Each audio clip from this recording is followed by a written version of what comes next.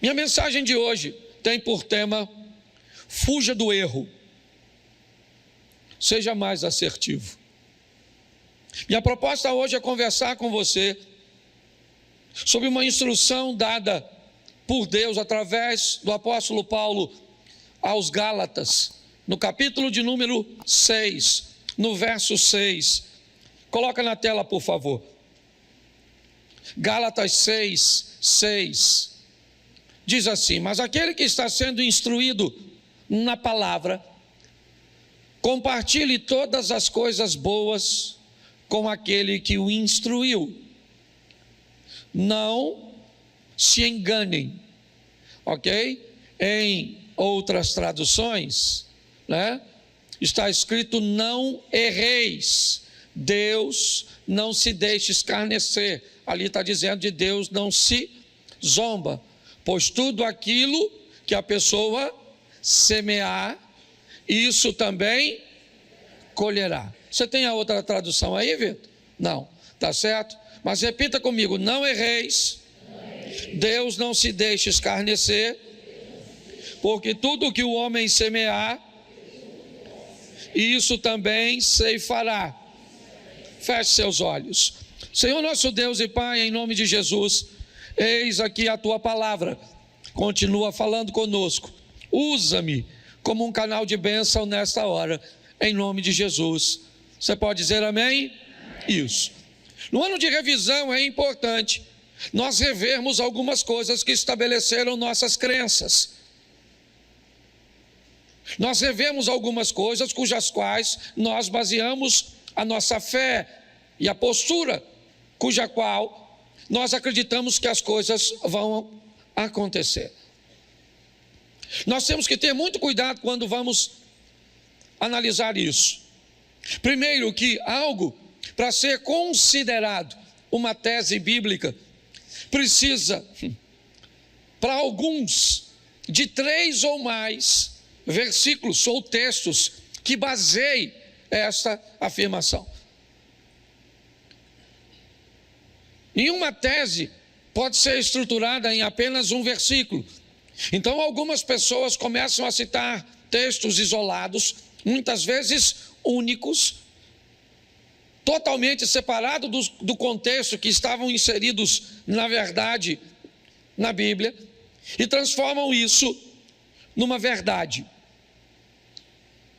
E uma das coisas que me parece foi muito interpretada, ou mal interpretada, ao longo da história, foi a crença de que Deus não leva em conta os nossos erros.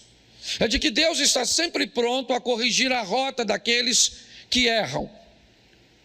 É que está em Deus a obrigação de acertar as coisas, de corrigir as coisas. Eu confesso que eu não sei onde isso está escrito, mas as pessoas, ou grande parte delas, acreditam que a bondade de Deus, que a misericórdia de Deus, ela é grande o suficiente para sobrepor a justiça dele. Isso não é verdade. A minha proposta de dizer fuja do erro é porque o erro vai trazer para a sua vida sérias consequências. A minha proposta de dizer a você seja mais assertivo, e a palavra assertivo, apesar de, quando a nossa mente ouve, parecer que está falando de acertar, de fazer a coisa certa, e por isso alguns, até na hora de escrever a palavra assertivo, escreve com C, mas na verdade ela é com 2 S's, assertivo.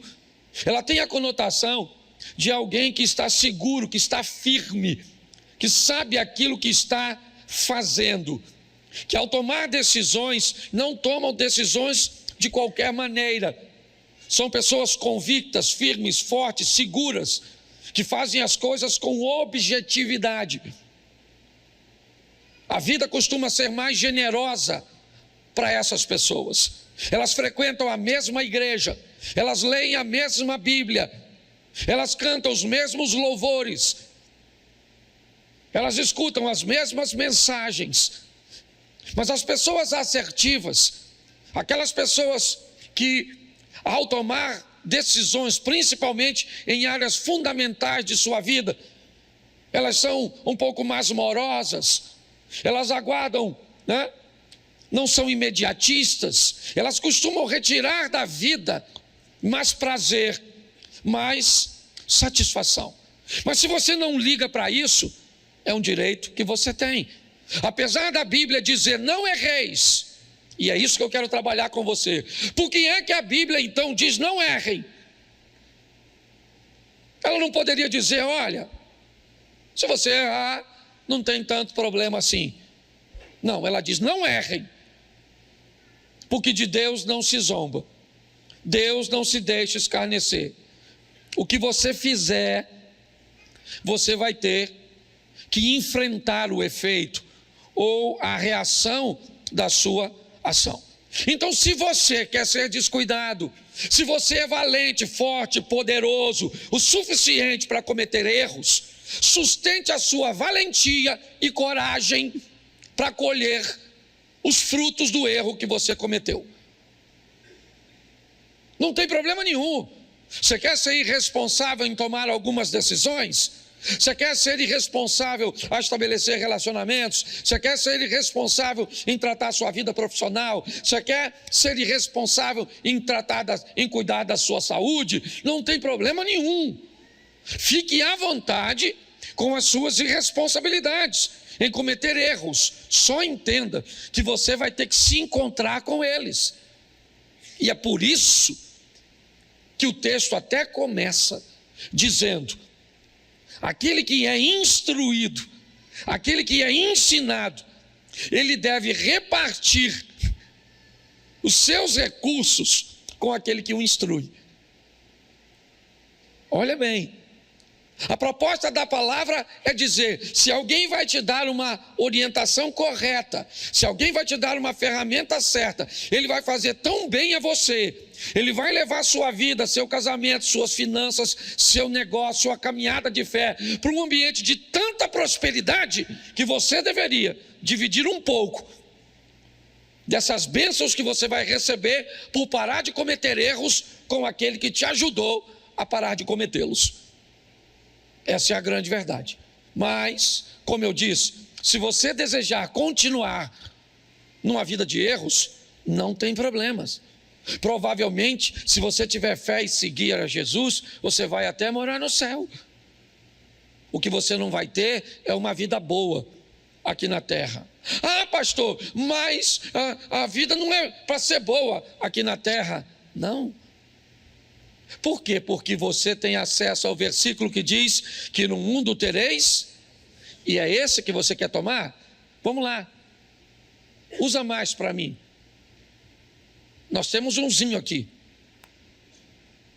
que justifica o sofrimento. Mas vamos lá, eu vim para que tenham vida e a tenham em... Bem sei os pensamentos que tenho a respeito de vós, eles são de paz e não de mal, porque eu tenho proposto te dar o fim que você deseja. Quer ir para Deuteronômio? Vamos lá, os céus e a terra tomo hoje por testemunha, certo? Que eu tenho colocado diante de você bênção e maldição, certo? Escolha tu as bênçãos, para que viva tu e a tua descendência. Quando você vai pegar textos que falam de vida, de vitória, de boas escolhas, está assim. Se nós olharmos de uma forma mais minuciosa, nós vamos ver que os erros que cometemos ao longo da nossa caminhada, eles são extremamente prejudiciais. E Naum diz uma coisa, para sustentar o que eu estou dizendo. Naum, capítulo 1, verso 3. Coloca aí, por favor. Naum, capítulo 1, verso de número 3. Isso. O Senhor é tardio em, mas grande em, e jamais inocenta um culpado. Jamais inocenta um culpado. Jamais inocenta um culpado. Ah, pastor, mas o sangue de Jesus não me inocentou? Eu era culpado. Ah, aí sim, colocou o texto certinho. certo? O sangue de Jesus foi derramado para pagar um preço, ele é o cordeiro. Então até você tenha cuidadinho um pouquinho. Eu sei que Deus filtra tudo isso. Se você vai orar, cuidado para não usar o sangue onde você deveria usar o nome, e para não usar o nome onde você deveria usar o sangue. O nome é para uma coisa, o sangue é para outra coisa, tá certo? Nós precisamos rever tudo isso. Ah, pastor, mas Deus entende tudo isso? Entende, é claro que entende. O Espírito Santo, ele corrige muitas coisas que fazemos errada, mas nós estamos num ano de revisão. Por que não entender que precisamos parar de expulsar muitas vezes um demônio usando o sangue? Na ignorância, vale. Mas, né? Nós precisamos rever, é só isso. Minha exposição é só uma exposição de revisão. Então a minha proposta agora é mostrar a você que se Deus não toma culpado por inocente, se Ele diz não errem porque vocês vão ter que se encontrar com o resultado do seu erro, nós temos a garantia de que Ele é tardio em irar-se. Sim, é só você ler a história de Sansão e você vai descobrir o quão longânimo Deus é, o quão bondoso Ele é. Você vai ver uma série de erros que Sansão está cometendo. Me permita fazer você raciocinar sobre isso. A própria Bíblia, você não tem nenhuma garantia que a força de Sansão estava no cabelo. Ele era um nazireu, como muitos outros nazireus que haviam naquela época. Mas quando você vê ele comete o primeiro erro, Deus tolera, ele comete o segundo erro, Deus tolera, ele comete o terceiro erro, Deus tolera. Conforme ele vai cometendo uma série de erros, chega uma hora que Deus diz, acabou. Aliás, todas as vezes que ele fica forte, a Bíblia nunca diz que a força dele era por causa do cabelo. Sempre diz, o Espírito do Senhor se apoderou de Sansão. O Espírito do Senhor se apoderou de Sansão. O Espírito do Senhor se apoderou de Sansão. O dia que Sansão ficou fraco, o texto diz assim, o que Sansão não sabia é que o Espírito do Senhor não era mais com ele. Então é só nossa revisão. É só nós olharmos para que a nossa caminhada esteja mais firme, esteja mais forte.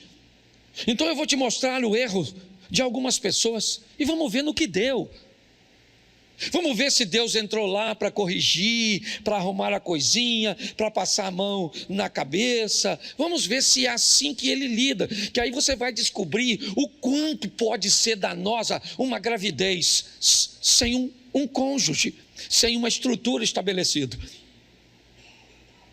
Você vai entender que Deus vai perdoar o seu pecado de ter cometido uma vida sexual fora do casamento e você engravidou. Sim, Deus vai te perdoar, você pode morar no céu, sim ou não? Isso. Mas e a responsabilidade que você agora vai ter que carregar de criar essa criança? Então os erros, eles são complexos. Então como pastor, às vezes as pessoas vêm falar comigo e eu falo, cara, gente, é muita bagunça muitas vezes. É uma série de erros que vai trazendo uma vida difícil, de gente que vai morar no céu, mas vai viver o inferno aqui na terra. Então eu vou te mostrar aqui, rapidinho, o primeiro é o erro de Davi. Deixa eu te mostrar o erro de Davi. Segundo o livro do profeta Samuel, capítulo 12, verso 13. Dá uma olhada nesse texto. 12, 13. Está um pouquinho diferente a minha, qualquer coisa eu corrijo a minha tradução e vamos ver se depois a gente coloca a minha aqui. Então Davi disse a Natã, pequei contra o Senhor. E Natã respondeu, também o Senhor perdoou o seu? Isso é fantástico. Sabe o que ele fez? Ele se deitou com a mulher do cara enquanto o cara estava na guerra. Sabe o que aconteceu? A mulher ficou grávida. Sabe o que Davi mandou fazer? Mandou matar o cara na frente de batalha. Ele foi o mandante. É isso. Deus então manda o profeta ir a ele Diga assim: você quer andar bem? Diga, você quer andar bem? Tenha profeta. Isso. Quem é profeta? Profeta é a pessoa que pode dizer para você o que ninguém pode. Você tem que ter alguém que diga para você o que ninguém pode dizer. Alguém que você deu autoridade para chamar sua atenção. Sua atenção quando a roupa está inadequada. A sua atenção quando a sua postura não está correta. Você tem que ter alguém que tenha coragem, né? Ou autoridade, não vou nem dizer coragem, autoridade de dizer para você o que ninguém pode dizer. Natan era a representação. Aliás, ele é a salvação de Davi. Ele vai à casa de Davi e vai dizer a ele que ele fez isso. Você se deitou com a mulher de Urias, você mandou matar Urias, e Deus viu tudo isso. O que ele disse? Pequei contra o Senhor. Aí o que Natan diz para ele? Também o Senhor perdoou o seu pecado. Você não? Ele tinha que morrer. Velho Testamento, olho por olho, dente por dente. Mandou matar, morre. Natan está dizendo para ele: Davi, você cometeu um erro grave, um pecado capital. Você infringiu um dos 10 mandamentos, o decátulo do Moisés, do próprio Deus. As leis dadas no monte, escritas nas pedras. Estava escrito na pedra, não era à toa. É porque era um registro sério. E agora Deus diz para ele, através do profeta Natan: também o Senhor perdoou o seu pecado. Você não morrerá. Deus te perdoou, Davi. Você não morre. Verso 14. Mas, porque com isso você deu motivo aos inimigos do Senhor a blasfemarem? Bom, Davi, já que com a sua postura, você que é crente, anda com a Bíblia na mão, carrega meu nome, mas com esse tipo de vida que você leva, as pessoas estão falando mal de mim por sua causa. Esse assunto, Davi, veio à tona, de que o meu servo Davi, um menino, filho mais novo de uma família de 8 irmãos, que não tinha nenhuma condição de ocupar o cargo que ocupa, e eu te coloquei aí, te dei as mulheres dos reis ou do rei anterior, e se isso fosse pouco para você, Davi, eu teria te dado mais. Mas agora, Davi, você cometeu um erro. Mas fica tranquilo que você não morre. Mas o menino estava doente. E Deus disse: mas o menino morre.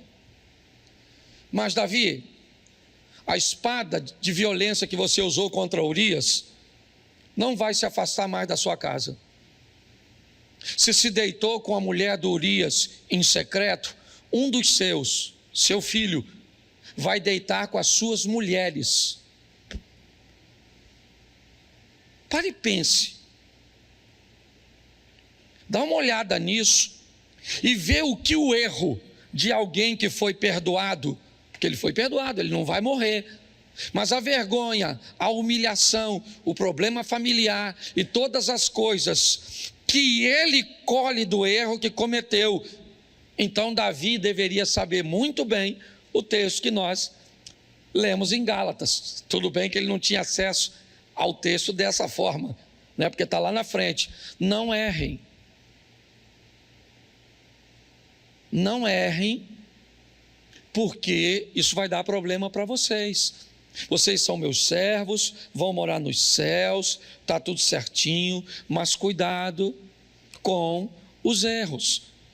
Eles vão te trazer problemas. Não acredite que Deus vai corrigir o que você faz de errado.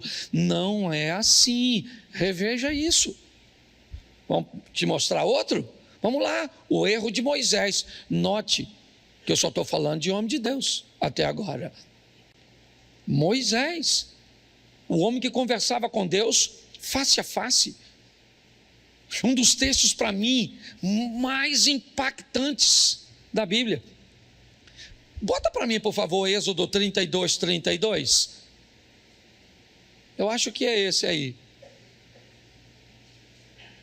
Agora, pois, perdoa-lhe o pecado, ou, se não, peço-te que me risques do livro que escrevesse. Irmão, presta atenção no que o Moisés está conversando com Deus. No momento difícil, onde Deus está dizendo para ele: Moisés, vamos acabar com este povo. Vamos acabar com essa história do Abraão. Vamos começar uma história nós dois. Eu vou começar um povo através de você. Esse povo vai perecer aí no deserto, Moisés, e a gente começa de novo. E Moisés, com um amor por aquele povo, mas pensa em algo, sabe, só o amor poderia fazer com que ele não fosse fulminado ao dizer uma coisa dessa para Deus. Olha o que ele está falando para Deus: perdoa. Deus está dizendo: eu vou destruir o povo. Moisés diz: perdoa-lhe o pecado, ou se não, eu peço-te que me risque. Olha o que o Moisés falou.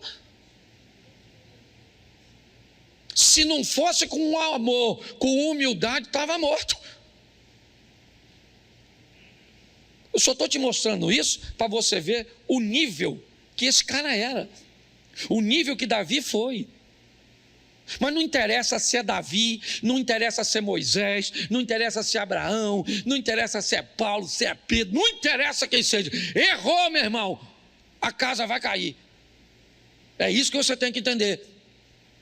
Então, se você vai ser macho e valente o suficiente para vacilar, depois também chupa o limão. Não vem com essa fatalidade: agora também eu errei, minha vida acabou. Acabou nada. Você vai colher tudo e vai começar de novo. Vai ter força para passar vergonha, humilhação.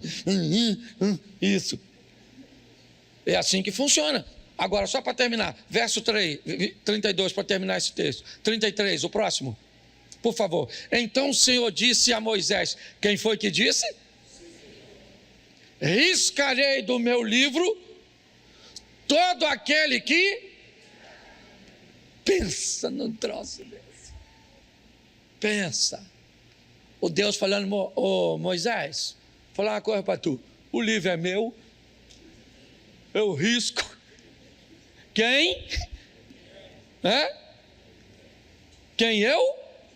Quero não. Quem vacila. Então aquele Zé Ruela era para eu riscar. Você não fez nada, eu não vou riscar. Certo? E agora, por sua causa, também não risco os caras. Não é um negócio maneiro? Pois é, seria bom se a vida dele fosse sempre assim. Mas esse Moisés, Números 20, verso 8, olha o que esse cara faz. Números 20, verso 8, o erro de Moisés. Pegue o seu bordão, ajunte todo o povo, você e Arão, seu irmão, certo? E diante do povo, falem a rocha, e ela dará a sua, assim vocês tirarão a água e darão de beber à congregação e ao Zani. Verso 11. Moisés levantou a mão e feriu a rocha, deu uma pancadinha. Quantas vezes? 2 vezes com o seu bordão. E saíram o quê? E a congregação e os seus animais? Olhe para mim aqui. O erro de Moisés, eu não sei nem se isso é erro. Falando sério.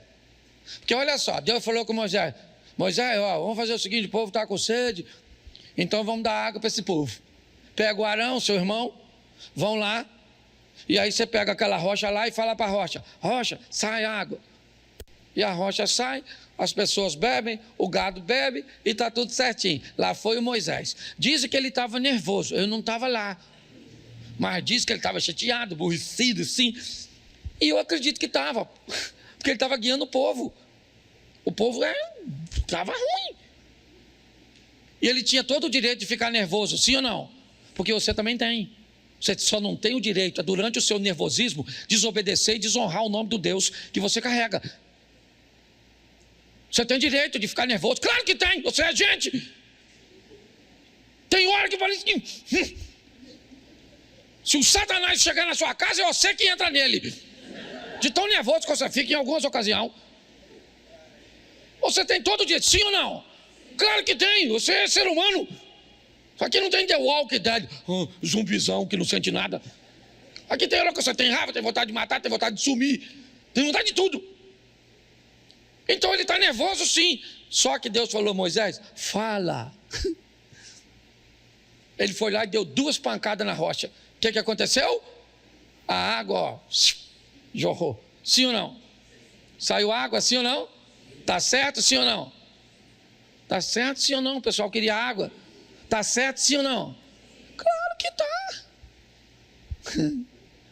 Só não está para Deus.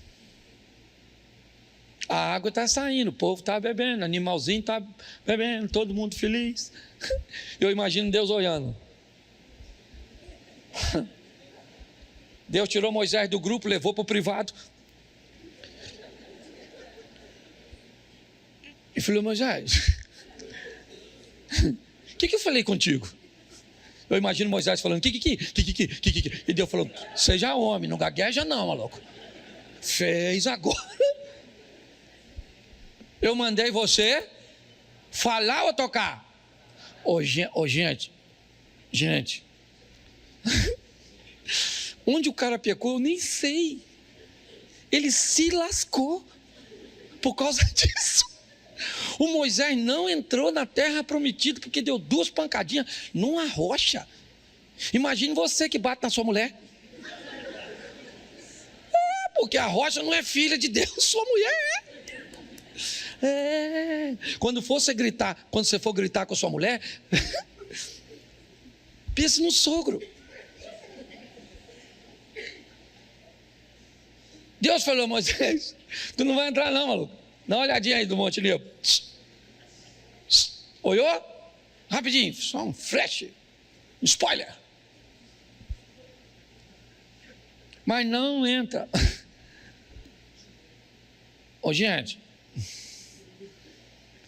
dá para ficar indignado, não dá?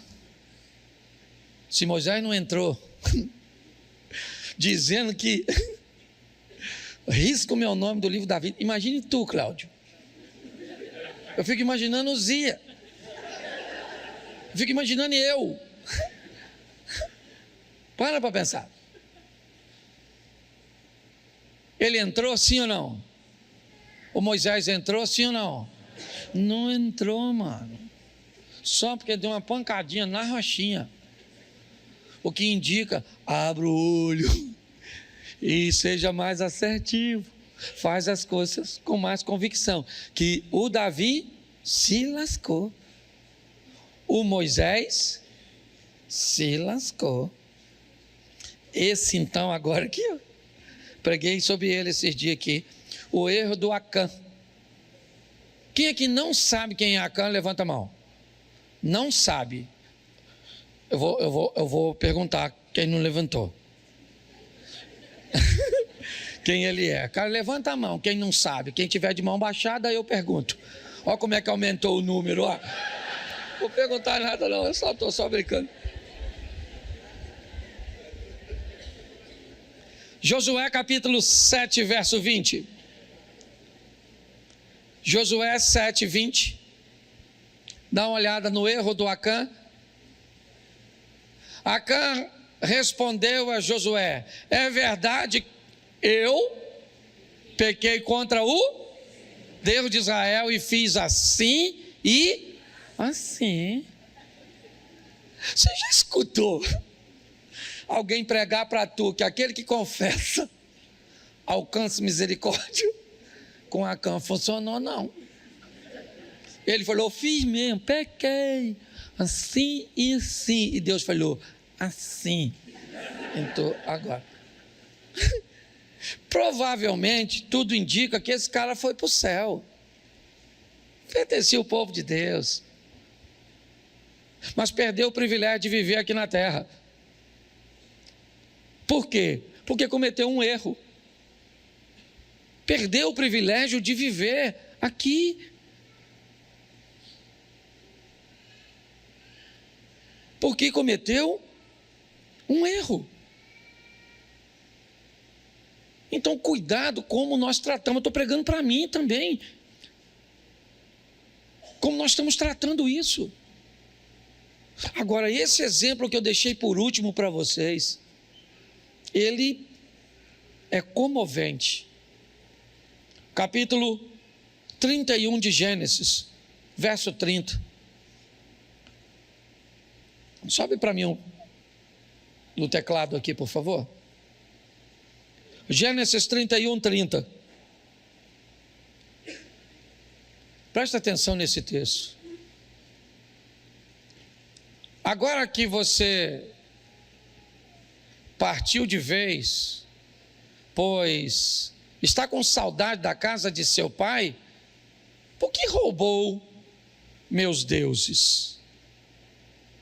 Prestem atenção aqui. Nesse texto nós temos o erro de Raquel e o erro de Jacó.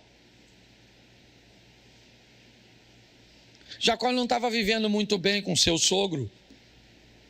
As coisas não estavam boas. Entendeu? Porque viver com parente nunca foi fácil. Nem para você, nem para o Jacó. Ele está tendo um problema com os cunhados. Os cunhados estão achando que o Jacó está pegando as coisas dele. Aquela coisa assim, que às vezes você bota um pudim na geladeira, morando no quintal. O pudim some. Você tem um cunhado parasita, que toma Coca-Cola toda, anda o dia inteiro com a gaiola de passarinho na rua. Tuí, tio. E você trabalhando. Hã? Você mora no quintal, você tem um filho, no quintal tem mais umas 5 crianças. Você dá um danoninho pro seu filho, tem que prender ele no canto. Come, meu filho, que eu te dou cobertura. Porque se as crianças verem o biscoito, você sabe mais ou menos isso. Isso é vida, comunidade, quase um ambiente indígena. Certo? Uma oca do lado da outra. É mais ou menos assim. E você ri de coisa que te faz chorar. Olha. Sim. Você lembra quando você morava na casa dos outros? Assim que casou. O quarto não era nem uma suíte. Para fazer amor era terrível. Não podia ter nenhuma sonoplastia. Se algum barulho. Depois, para tomar banho, um abre a porta. Você não sabe se fez amor ou roubou um banco. Não é? Coisa dessa tipo. Só estou mexendo na sua memória, né? Numa revisão. Vale a pena. Ele quer ir embora. As coisas não estão boas. Ele então junta tudo que tem. Jacó tinha maneiras muito esquisitas, muito escusas de resolver as coisas. Fazia parte de seu hábito. Até mesmo depois de se chamar Israel, ele ainda conservava algumas coisas muito ruins na hora de fazer coisas ou resolver alguns problemas. Ao invés de esperar o sogro chegar e dizer eu não quero mais ficar, não vai dar, ele espera o sogro sair numa diligência. Ele então, o sogro não estava em casa, ele pega todas as coisas que era dele e vai embora. O sogro então chega e é avisado de que Jacó foi embora, desmontou suas tendas, pegou seus animais e foi embora. Será que ele não aprendeu quando teve o problema com seu irmão Esaú? Que por pior que seja, deveria ser dito, por mais doloroso que seja, deveria ser exposto. Eu sei que às vezes dizer dói mais do que ficar calado. Agora, ele está indo embora, o sogro chegou, e alguém avisa, ele foi embora. Mas Jacó conduzia crianças, mulheres, animais. Não dava para andar tão rápido, apesar de 7 dias Labão então pega seus homens, seus cavalos, e rapidamente acaba alcançando Jacó. O encontro não é dos melhores. Deus, para amenizar a situação, aparece para Labão à noite, dizendo para ele controlar suas emoções e não fazer nada de mal. Labão então encontra com Jacó e diz para ele: eu só não vou fazer nada contra você, porque o seu Deus me apareceu de madrugada e falou comigo. Note, ele teve que fugir para não morrer de seu irmão Esaú, e agora mais uma vez ele foge. É de um erro em erros. Mas sumiu alguma coisa da casa de Labão, que ele está bem chateado. Algumas imagens de seus deuses desapareceu. Ele só precisava de um motivo. Tem alguma coisa na sua bagagem que não lhe pertence. Eu não estou aqui porque você está indo embora, eu estou aqui porque você me roubou. É isso. A tônica da história é essa. É por isso que eu vim. Porque eu cheguei em casa, tá bom. E Jacó disse: mas eu não peguei nada seu. Faz o seguinte: pode mandar seus homens procurarem, e na bagagem de quem eles acharem, que essa pessoa morra. O que ele não sabia é que quem havia roubado os deuses era sua esposa Raquel.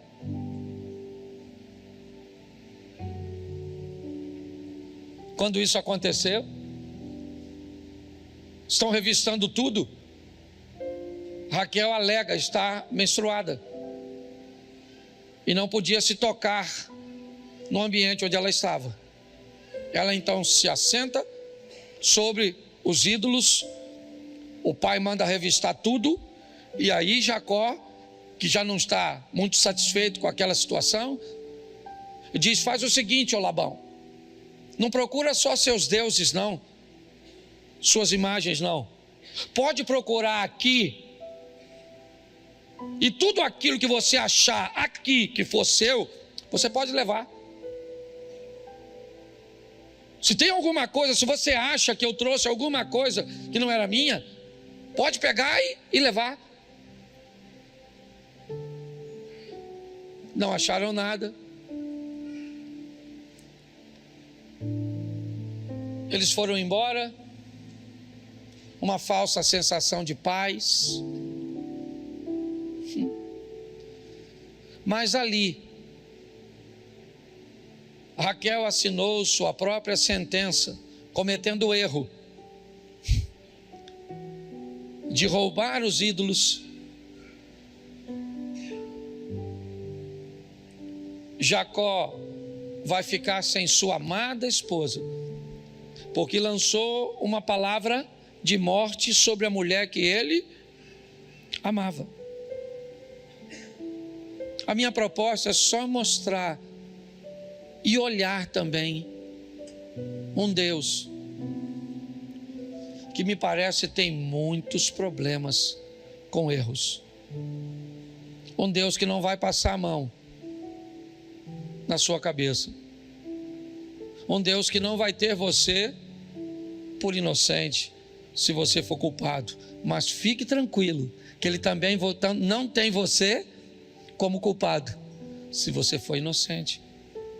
Às vezes um casal vem para mim e me diz: pastor, eu vou me separar de minha mulher. E eu digo: não dá, pastor. Deus é minha testemunha. Eu digo: então beleza. Se Deus é sua testemunha, não sou eu que vou fazer parte da promotoria. Deus não precisa de testemunhas. Ele só disse algo muito sério: um culpado diante de mim nunca se tornará inocente. Um inocente nunca será um culpado. no que diz respeito à salvação, sempre que o culpado trouxer sobre si o sangue do Filho de Deus, ele o torna inocente. No que diz respeito a ir morar no céu, a viver na terra, não. Suas escolhas, elas se tornarão situações cujas quais você vai se encontrar amanhã.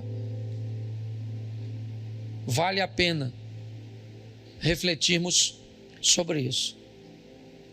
Se Davi, que era um homem segundo o coração de Deus, errou, Deus disse: não morre. Mas a humilhação que você vai viver por causa do seu erro, ela não vai passar de você. Ninguém vai falar mal a meu respeito, é o que Deus está dizendo, por sua causa, e você vai ficar impune nessa terra. Ninguém vai falar mal de Deus por causa da sua roupa, e você vai. Ninguém vai falar mal de Deus por causa do seu vocabulário, e isso vai ficar assim. Ninguém vai falar mal de Deus porque você não paga, não cumpre suas obrigações. Ninguém. Deus não vai deixar isso barato, não. Você pode ter certeza que você vai ter que se encontrar com isso. Então, a proposta que eu trago para nós hoje é: não erreis. Fuja do erro.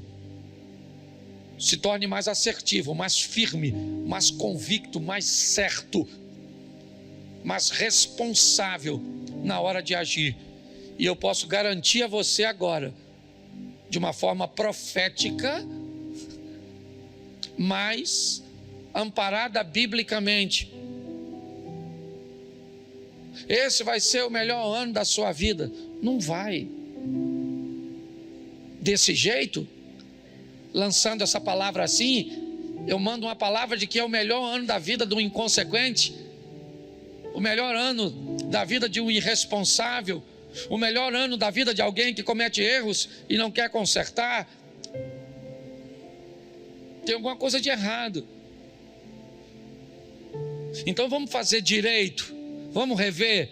Se atentamente ouvires a Deus e os mandamentos meus e obedecer, o Senhor teu Deus te exaltará sobre todas as nações.